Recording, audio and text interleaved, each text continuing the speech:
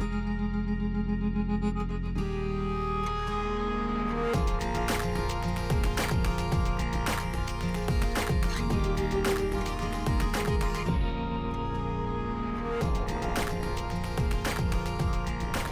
Jamie Floyd. Welcome to TED Talks in NYC, the series that brings TED.com's celebrated conversations to television and keeps the conversation going with some of the brightest minds in New York City. This week, we're going green. And did you know that New York's commitment to sustainability extends high above the city streets, 30 feet high to be exact? It's New York City's first and only park in the sky. Let's hear all about it from Robert Hammond in his 2011 TED Talk.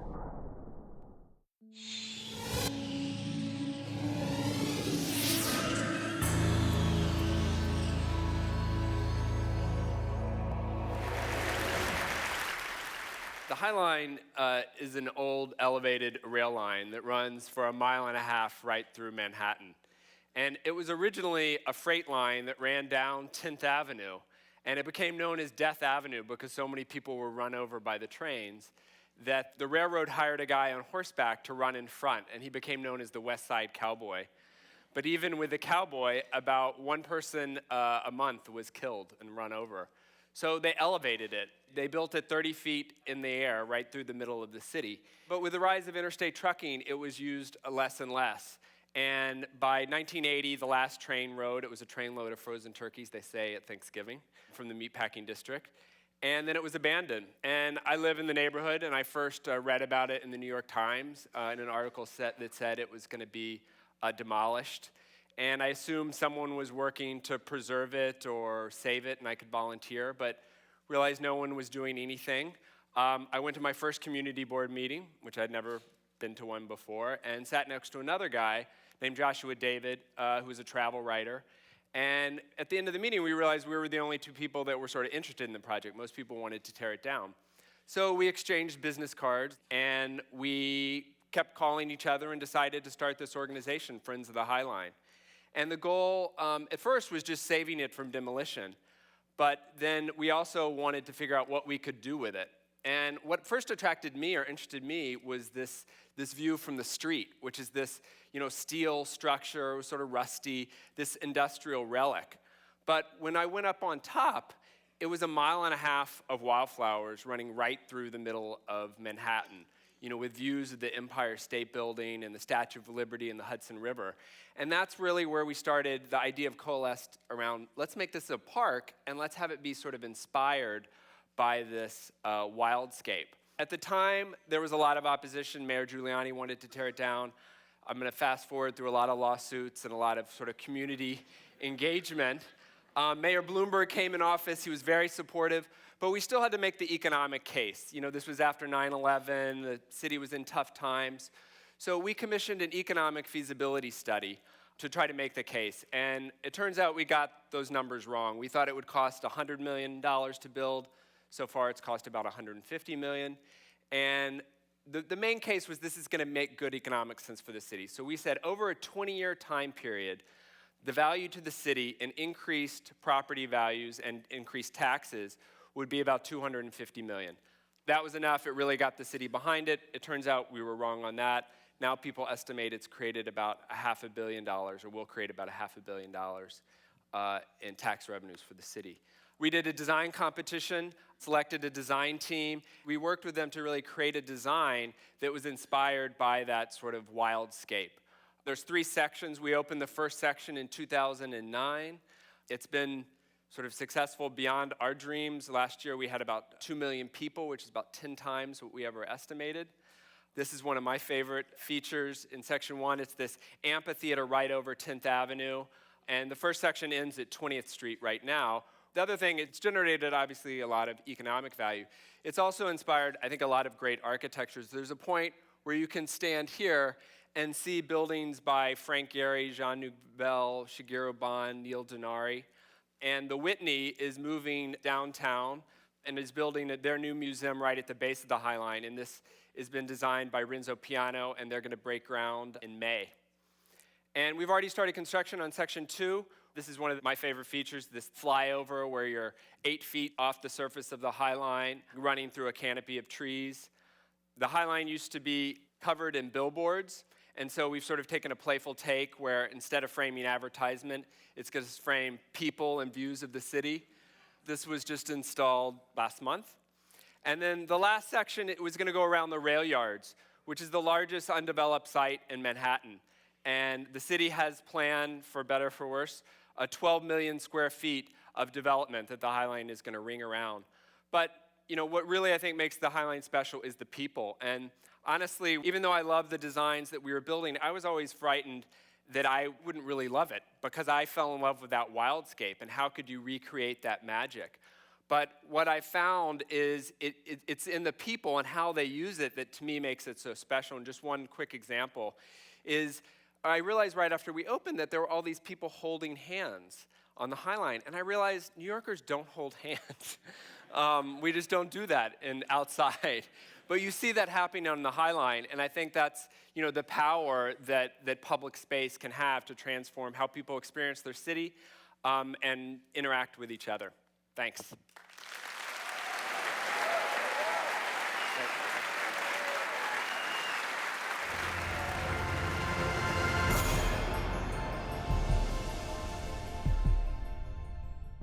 Wow, that whole history of the High Line is so fascinating, and it's such a beautiful place if you've been there. Now, developing and maintaining a green space is a priority for New York City. Commissioner Adrian Benepe from the city's Department of Parks and Recreation is here to tell us all about it. Commissioner, welcome. Great to be here, Jamie. So let's talk about the High Line. It is really cool, and I really urge everyone to get out there and see it if they haven't already. But let's talk about other major city projects in the works that take advantage of, I guess, what we can call wasted space, right? Well, that's the whole thing. New York doesn't have a lot of open space. If we're going to build new parks, and we have to, the mayor said we need to, we're going to add 1 million people. Plan NYC was developed to have a greater, greener New York City and to make it more sustainable. To do that, we have to find land for new parks. And there aren't virgin forests waiting to be turned into parks. Luckily, we do have some forests that are almost virgin. But we have all of these industrial wastelands, this leftover, when industry left and went to other countries, when the shipping and docking industries left the harbor. And those are great opportunities. They're also very expensive. But all across the city, we're in the biggest period of park development and expansion since the 1930s, perhaps the biggest period in the city's history. Now, you mentioned Plan NYC. Tell us a little more about that. What is that initiative? And what are your goals for the long term? Plan NYC is the city's sustainable development plan. It's looking at things like air quality and water quality and residential housing and transportation, but also looks at parks. How to have the city be more livable by the year 2030. If we're thinking that 1 million more people will be living here. In the parks world, there's at least $400 million that's been allocated to create big new parks, to turn part-time schoolyards into full-time playgrounds, to make sure that every New Yorker is within a 10-minute walk of a park or playground, to add 1 million trees, to add hundreds of green streets, to create many new playing fields. And it's all going on despite the terrible economy that we're in, this global recession. The mayor has kept the budget very healthy for building new parks and for expanding and renovating old parks. But in addition to the Plan NYC projects, there are huge new park building projects like Brooklyn Bridge Park, an 80-acre new park not far from this studio on the Brooklyn waterfront. We're doing the Williamsburg Greenpoint waterfront as part of a big rezoning there. Hudson River Park construction continues. Massive new parks in the Bronx and parks along the Bronx River. Fresh Kills, where we're turning the old landfill, a 2,000-acre landfill, into a park. So everywhere you look across the city, in every neighborhood, there are new parks being built and old parks being renovated. So again, using wasted space. Using wasted space. A garbage dump is what could be more waste than a garbage dump. Now, you mentioned Fresh Kills. Is there any health risk to creating a park on land that was landfill for, I think, about a half a century? Yeah, there will be no health risk because we're very carefully guided by state DEC and health regulations, and there's nothing we do where we're not completely in partnership with regulators. The entire landfill has now been capped. There's 2 feet of topsoil on top of this cap. There's meadow grasses growing up there. We already have tours happening in the parks, and we're developing soccer fields in some of the low-lying areas. It will take about 30 or 40 years to complete. It's kind of like Central Park. Almost as many years to complete as it's been Yes. there as landfill. Give us some more of a sense. You mentioned soccer fields, some more of a sense of what the completed project might look like. Some of the wonderful detail of what people might expect to see 30 years, 20 years from now? Well, Fresh Kills Park, like Brooklyn Bridge Park, is recycling a landscape, so it's the ultimate recycling project. Then we're going to be growing a lot of the plants that we use on the site from native seeds that have been gathered in the area. It's largely speaking, it's kind of like a mountainous landscape. When you're on top of these capped landfills, it feels like an alpine meadow already. And there'll be running trails and cross-country trails, hiking, biking, horseback riding. It'll be like going to the Catskills here in New York City. Okay, Alpine Meadow is not what people think of. It feels like it. I've been up, I City. promise you, come up there and you have a 30-mile view into New Jersey. You can see downtown Manhattan. It's really an extraordinary place. One thing critics have said, especially about the High Line, is that there's a disparity with the amount of development with parks like the High Line being built in wealthier areas of the city rather than in poorer areas. What's your response to that? My response would be that it's simply not true. We're spending $600 million in the Bronx alone. We did, with some mitigation funds we got from a water filtration project, 77 different park projects to completely upgrade all the parks in the Bronx. We're spending $100 million in parks along the Bronx River. So we have spent, since the mayor took office, $3 billion across the city. There's another $1.5 billion in the budget.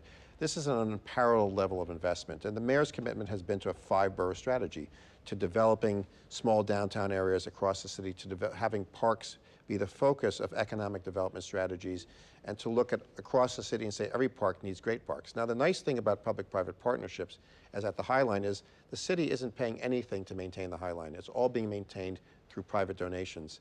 That means that I can take city tax dollars and put them in neighborhoods where there aren't a large concentration of wealthy citizens. The city pays very little toward the maintenance of Central Park because the Central Park Conservancy raises private donations. That means I can take scarce city resources and use those in parks in Harlem. Robert Hammond says in his TED Talk, quote, "Public space can have the power to transform how people experience their city and interact with each other." So let me ask you, Commissioner, how do you feel that the city's green spaces transform the lives of New Yorkers? In New York, parks are not just luxuries, they're necessities. Most of us live in apartments or small houses. Most of us don't have a front yard or backyard. The life of New York is an outdoor life. It takes place outdoors. We meet with people outdoors. We enjoy our music, our art, our dance. And what makes New York such a great city, I think first and foremost, and Mayor Bloomberg would agree, is that it's a city of immigrants, that we all learn to get along and we strive together. But I think the other thing that makes it great is parks. And when the parks were bad, the city went down. When the parks are great, the city has come up. Could be a coincidence? I don't think so. And we can't thank you enough for being here. I think the best thing your viewers should do is get out into a park, winter, spring, summer, fall. They're really great. All right. Well, thank you, Commissioner Adrian Benepe, Parks Commissioner for New York City. Pleasure to be here. And we can't talk about going green without bringing up recycling. Here in the U.S., we throw away 2.5 million plastic bottles every hour. Are they really recyclable, and where do they go? Well, for some answers, we're going to go to artist turned activist Diana Cohen and her 2010 TED Talk.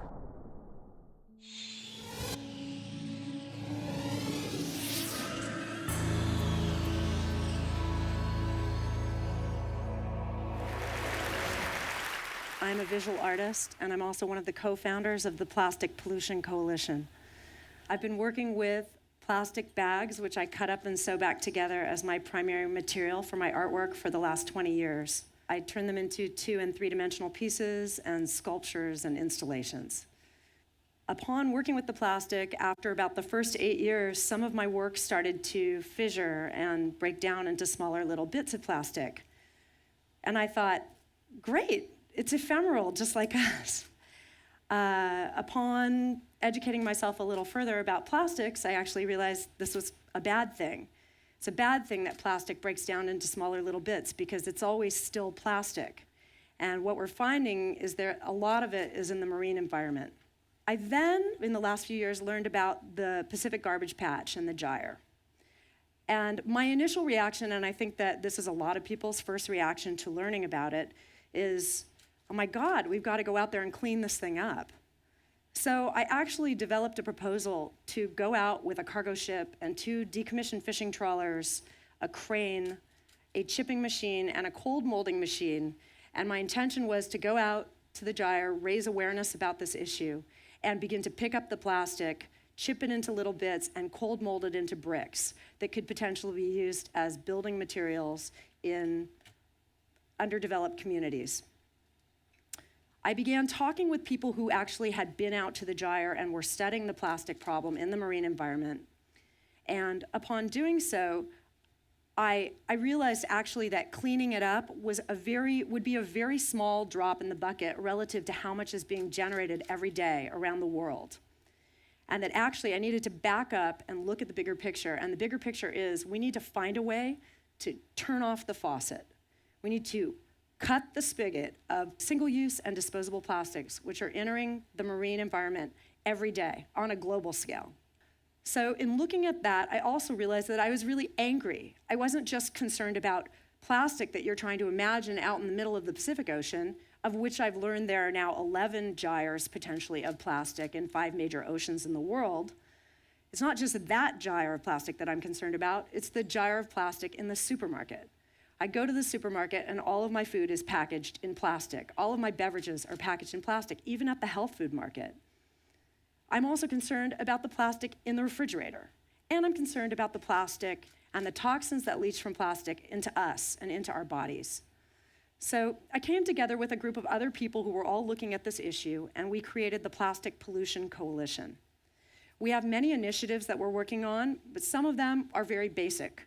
One is, if 80 to 90% of what we're finding in the ocean, of the marine debris that we're finding in the ocean is plastic, then why don't we call it what it is? It's plastic pollution. Recycling. Everybody kind of ends their books about being sustainable and greening with the idea of recycling. You put something in a bin and you don't have to think about it again. What is the reality of that? In the United States, less than 7% of our plastics are recycled. And if you really look into it, particularly when it comes to plastic bottles, most of it is only downcycled or incinerated or shipped to China. It is downcycled and turned into lesser things. While a glass bottle can be a glass bottle again or can be used again, a plastic bottle can never be a plastic bottle again. So this is a big issue for us. Another thing that we're looking at and asking people to think about is we've added a 4th R onto the front of the reduce, reuse, recycle 3 Rs, and that is refuse. Whenever possible, refuse single-use and disposable plastics. Alternatives exist. Some of them are very old school. I myself am now collecting these cool Pyrex containers and using those instead of Glad and Tupperware containers to store food in. And I know that I am doing a service to myself and my family. It's very easy to pick up a stainless steel bottle or a glass bottle if you're traveling and you've forgotten to bring your stainless steel bottle and fill that up with water or filtered water versus purchasing plastic bottled water. I guess what I want to say to everybody here, and I know that you guys know a lot about this issue, is that this is a huge problem in the oceans, but this is a problem that we've created as consumers and we can solve. We can solve this by raising awareness of the issue and teaching people to choose alternatives. So whenever possible, to choose alternatives to single-use plastics. We can cut the stem, tide the stem of this into our oceans, and in doing so, save our oceans, save our planet, save ourselves. Thank you.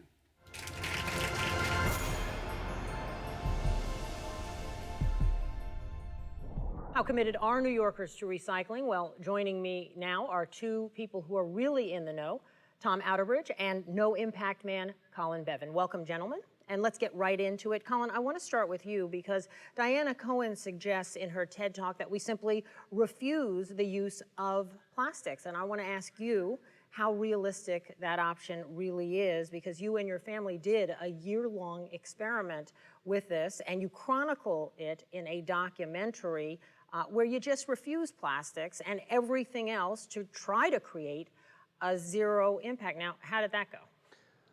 Well, it went fine, but one of the things that we learned, I mean, of course we can refuse plastics, and it's good to have integrity of with your values and your lifestyle. It's important. Yeah, of course, but also we have to accept that there are major changes that have to be made, and we're in the middle of an environmental crisis where whether we have 80,000 species a year going extinct on the planet, so the planet is severely stressed. So the question isn't just about whether one of us refuses plastic or not. The question is whether we can sustain a system where things are being made to be used once and then thrown away, or in the case of things like automobiles, made to be used for 5 years and then virtually thrown away. And how can we recreate a manufacturing system that makes things to be used over and over again and repaired, and therefore uses fewer resources? So we have to make choices on the individual level, but then we also need to be making choices on the societal level. You know, when I was growing up, they used to say it's important that we have an informed electorate. Like, it's important that everybody knows what's going on. But most of us know what's going on. Most of us know that there are big problems in the world. What we need now is an engaged electorate. We need all of us to be in touch with our politicians, getting involved in movements, and actually forcing the kind of changes that need to be made if this habitat that we depend upon for our health and our happiness and security is going to remain safe. Well, let me come then over to you, Tom, because you're the general manager of the Municipal Recycling Division of Sims Metal Management. That means that you, at Sims, recycle all of New York City's plastic, glass, and metal. So what do you think? Should New Yorkers, not just one individual or one family, should New Yorkers just refuse all plastics? Would that make a significant dent in our environmental problem? Well, we would like to recycle all of New York City's plastics. Right now, about half of the plastics that are meant to be recycled go into the trash.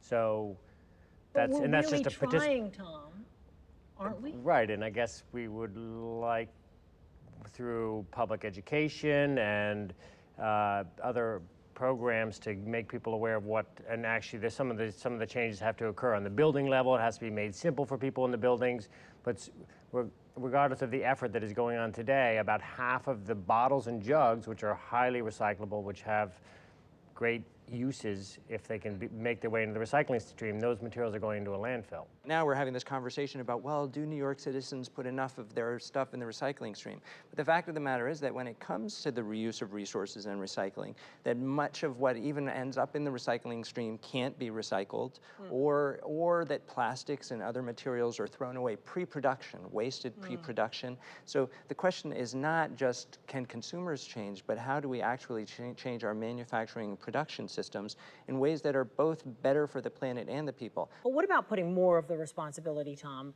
back on the manufacturers? No, absolutely. I mean, there's a tremendous amount of wasteful packaging out there. There's packaging that is produced that at the end of its life is not recyclable because they've laminated incompatible materials together, that kind of thing. So, and there's a lot of people working on that. We participate in trade organizations that are trying to influence the manufacturing industry to remove adhesives that are problematic in recycling and so forth. So there is a huge amount that is not under the control of the individual and should happen at that level. Diana Cohen, in her TED Talk, talks about plastic bottles being downcycled, shipped to China, that will never be plastic bottles again.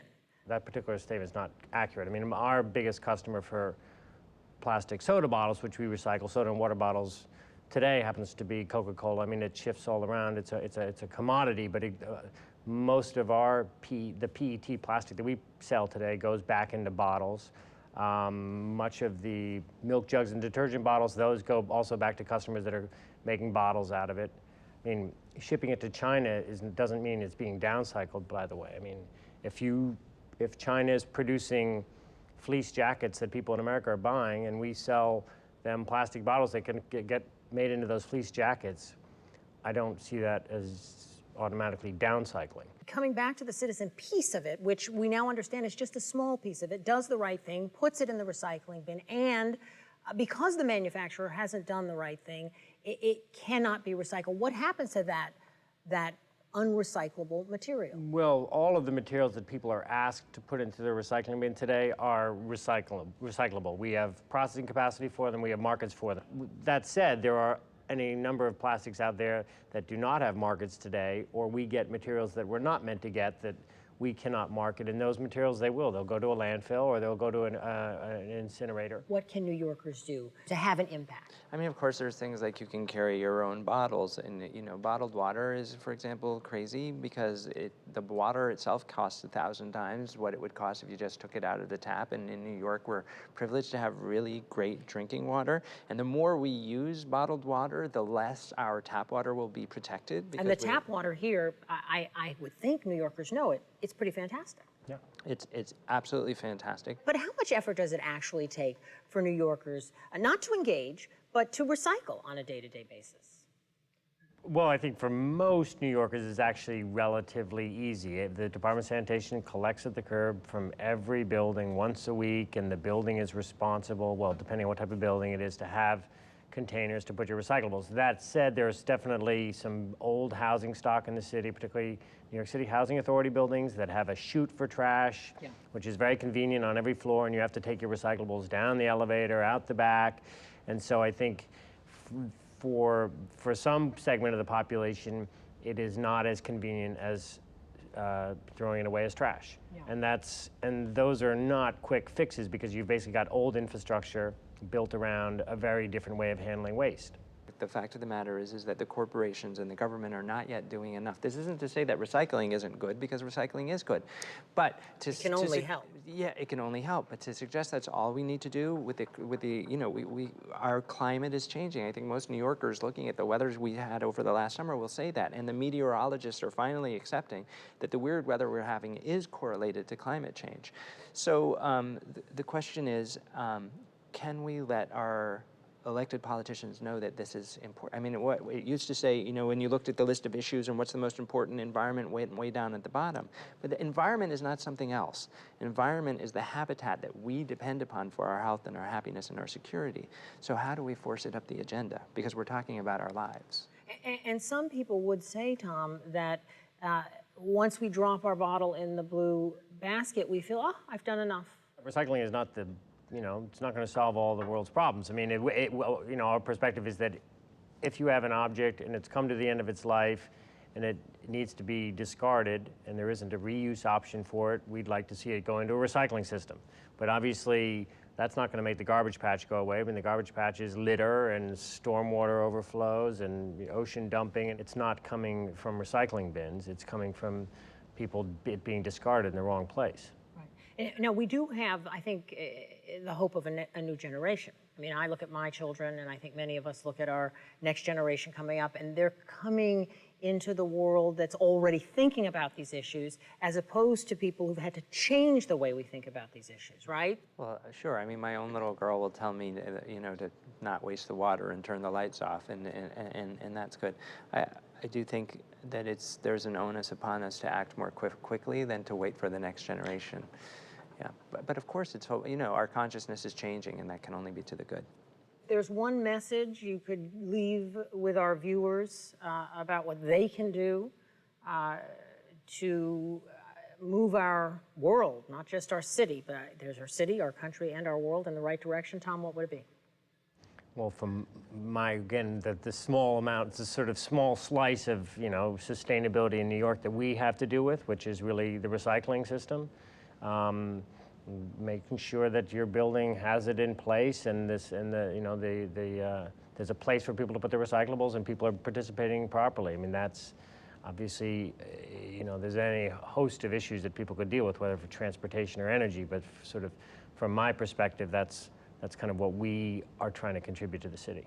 And what message would you convey, Colin? So I would say that if there's something that any of us could do, it would be to find a way to dedicate a certain amount, even if it's 10 minutes a day or 15 minutes a day, dedicate a certain amount of time to actually engaging in our community and our political processes to make the world that we want.